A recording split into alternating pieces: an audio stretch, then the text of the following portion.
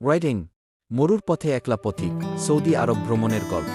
সূর্যের নরম আলো যখন ধীরে ধীরে মরুর বুকে ছড়িয়ে পড়ে, তখন সৌদি আরবের সৌন্দর্য এক অন্যরকম রূপ নেয়।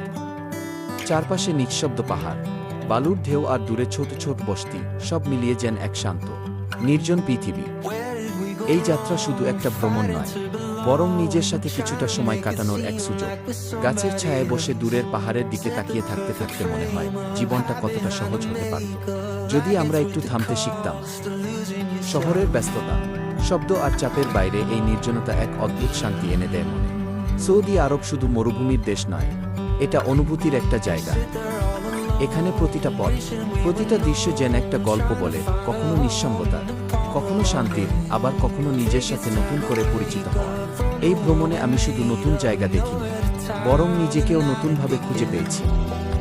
তাই এই যাত্রা আমার কাছে শুধু স্মৃতি নয়, এটা আমার জীবনের একটা বিশেষ অধ্যায়।